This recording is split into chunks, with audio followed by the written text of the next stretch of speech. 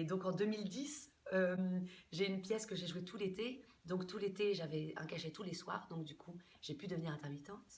J'ai donc cessé tous mes jobs alimentaires. J'étais serveuse, hôtesse d'accueil, vendeuse, babysitter, tout. Donc j'ai pu faire uniquement de la comédie.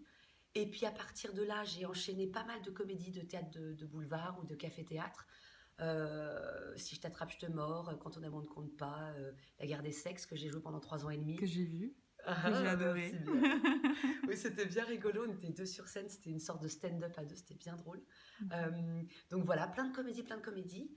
Euh, Après, j'ai fait davantage de tournages à la télé. J'ai fait un truc dans Camping Paradis, un petit rôle rigolo en guest. Puis des tournages, des petites apparitions dans des films, des tournages de séries, tout ça. Et en fait, c'est il y a 2 ans, 1 an et demi, que j'ai intégré la petite troupe de la grosse émission sur Comédie Plus avec beaucoup de copains. Et donc, on était une bande à écrire et à jouer des sketchs tous les jours en live pour la télé, pour Comédie Plus, donc une chaîne du câble. Et en fait, cette expérience m'a permis financièrement de mettre un peu de sous de côté, ce que j'avais jamais réussi auparavant dans ma vie, et d'aboutir. En fait, c'est-à-dire que je me suis dit que c'était le moment. J'avais déjà écrit un texte l'été d'avant la grosse émission, donc l'été d'il y a 2 ans. J'avais écrit un texte parce que depuis longtemps, en jouant dans toutes ces pièces, dans toutes ces comédies, dans tout ça, on me disait mais pourquoi tu fais pas ton spectacle, pourquoi tu fais pas ton one man, tout ça. Et moi, je me sentais pas forcément légitime d'écrire un one man parce que j'estimais que j'avais rien de neuf à apporter, voilà, de nouveau ou de neuf comparé à ce que fait Florence Foresti ou Julie Ferrier ou Bérangère Krief, Blanche Gardin, toutes ces artistes formidables. Je me disais, mais moi, j'ai rien à dire. Et je savais juste que j'avais une histoire particulière, personnelle à raconter. Et je cherchais comment la raconter. Parce que je voulais que ce soit je voulais pas que ce soit un one-man show. Parce qu'un one-man show, on va dire que c'est une succession de sketchs, quelque chose qui se veut drôle. Je voulais plus une histoire, comme une pièce de théâtre où je suis seule à raconter mon histoire. Je voulais pas non plus que ce soit ennuyeux. Donc, j'ai écrit mon texte, mais je savais pas forcément la forme. Et j'adore manger aussi, j'adore la nourriture. Et donc, en fait, ça a fait tilt. Donc, l'été, juste avant la grosse émission, j'ai eu envie de mélanger ces deux idées, c'est-à-dire mon amour pour la vie et mon histoire personnelle, mélangée à cet amour de la bouffe et de la nourriture et cette gourmandise et mon côté épicurien. Et là, j'ai écrit donc le texte des papilles dans le ventre. Euh, et ensuite, j'ai fait donc la grosse émission pendant toute une année où du coup le texte, je l'ai fait lire à des copains, à des professionnels qui me disaient fonce. Mais pris dans l'engrenage de l'émission, j'ai pas tellement plus évolué sur ce projet-là. Et l'émission s'est arrêtée au mois de juin d'il y a donc 1 an et quelques. Euh, et là, du coup, je me suis dit, bon, bah là, il faut que je me lance. Et il fallait, on peut pas, je pars du principe que seul, on n'arrive pas à tout et qu'il faut savoir s'entourer de gens importants et être bien entouré, c'est primordial pour arriver au bout des choses. Et puis, enfin, il y a des gens qui arrivent seuls, mais je pense que c'est très rare. Donc du coup, depuis quelques années, j'étais un peu fan de Pierre Notte, qui est un auteur, metteur en scène, musicien. Qu'est-ce que tu aimais chez lui? Euh, et en fait, il a un univers tellement particulier. Ses textes sont drôles, mais avec un humour noir, parfois satirique, grinçant, et ça en devient tellement drôle. C'est, c'est, c'est percutant, fort, toujours avec une mise en scène qui va jusqu'au bout des choses, et avec une écriture sublime que j'adore, très rythmée, très tellement bien écrite où chaque mot a un sens. Et j'ai vu beaucoup de pièces. Depuis 2009, j'avais vu beaucoup de pièces de lui, notamment au Rond-Point. Euh, et en fait, je le connaissais, mais pas personnellement. Enfin, on s'était croisés, on avait failli peut-être travailler ensemble une fois, mais c'est tout, mais j'avais ses coordonnées.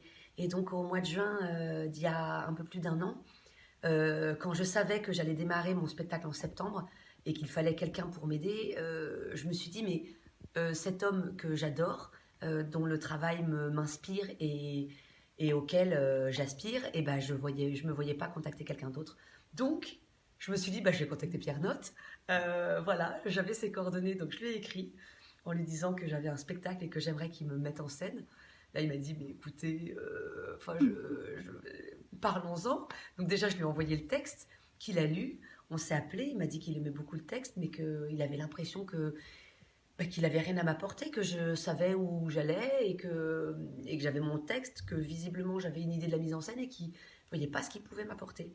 Et j'ai insisté en lui disant qu'il me fallait un regard extérieur et que j'avais envie qu'il m'élève et qu'il m'emmène encore plus loin que là où je pouvais aller seule.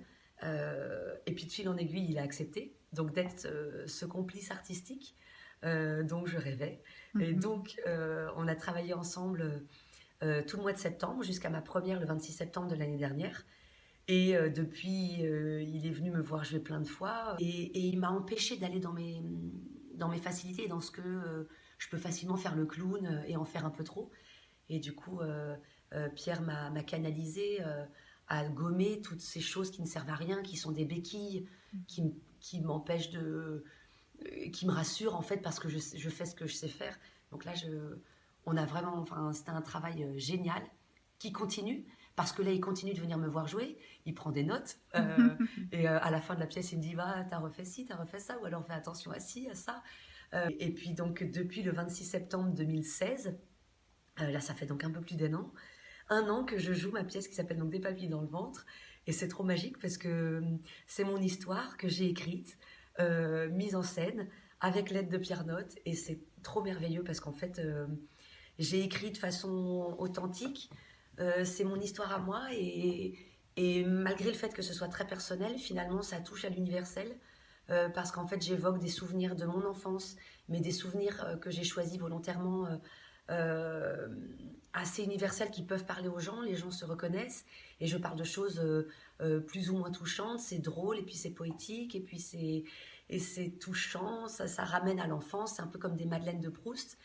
Et au final, c'est peut-être, euh, avec humilité, c'est peut-être une des petites clés de ce qu'il faut faire, c'est être authentique et être dans le vrai et faire ce qui nous touche réellement et ce qui nous inspire réellement et ce qui nous fait vibrer.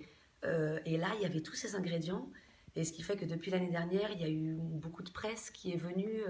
J'ai eu des articles merveilleux de presse que j'idolâtrais où je me disais oh là là, je me suis retrouvée dans le Télérama, dans Paris Match, dans l'Express, Le Monde, enfin le Parisien, plein de coupures presse magiques grâce à l'aide précieuse de mes attachés de presse, de la Switch Agency, Mathieu Clé notamment, et c'est dingue. Et là, au mois de mai, donc il y a quelques mois, au mois d'avril, il y a quelques mois, le Théâtre des Béliers est venu me voir jouer.